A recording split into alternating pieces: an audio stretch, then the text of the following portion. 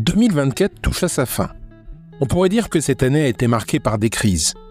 La guerre, l'inflation, des incertitudes à perte de vue. Et c'est vrai, tout ça a été là, pesant, omniprésent. Mais est-ce vraiment toute l'histoire ? Je ne crois pas. Derrière tout ce tumulte, il y a autre chose. Des moments plus subtils, parfois inattendus, mais essentiels. Des éclats de vérité, des instants de lumière, ces petits rappels que, malgré tout, on avance, on continue. Cette année, j'ai décidé de poser mes propres mots. Pas parce qu'elle a été parfaite, loin de là, mais parce qu'elle a été réelle. 2024, pour moi, a été une année intense. Il y a des sommets qui m'ont donné l'impression de voler, des creux qui m'ont appris à tenir bon, et des périodes de doute qui m'ont obligé à grandir. Ce n'était pas juste une suite d'expériences, bonnes ou moins bonnes, c'était un voyage, avec des étapes qui, au-delà des apparences, m'ont véritablement changé. Et au cœur de ce voyage, il y a des visages, ceux de ma famille, qui est mon ancrage. Mes enfants qui me rendent fier chaque jour par leur courage, leur joie et la manière dont ils grandissent dans ce monde qui n'est pas toujours simple, mais dans lequel ils trouvent leur voie. Une épouse qui peut être fière de son propre chemin, de ses réussites et de sa force, et qui m'inspire autant qu'elle me soutient. Parce qu'au-delà des défis, ce sont ces liens qui comptent le plus pour moi. Alors non, je ne vais pas vous dresser une liste, pas des meilleurs 5 moments de l'année, ni du top réussite de l'année.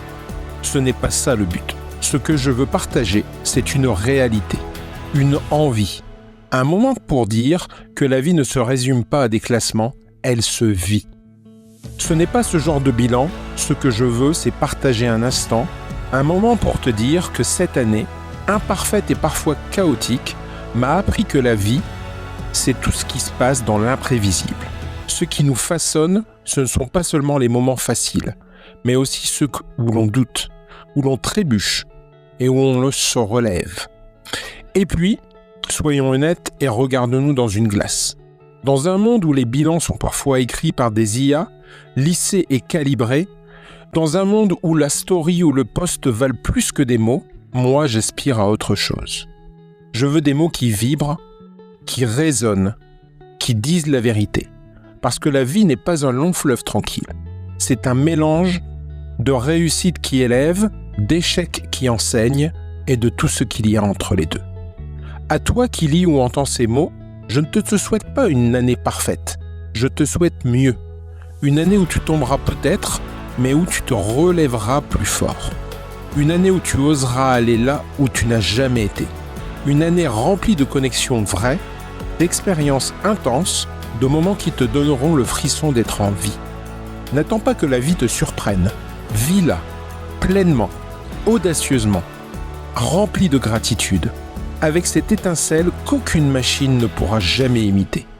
Alors belle fête à toi, à tous tes proches et à celles et ceux qui te sont chers. Merci pour tout ce que tu as été et à 2025 qui ne sera pas juste une année de plus, mais une année inoubliable. Avec toute ma gratitude, Jean-Pierre.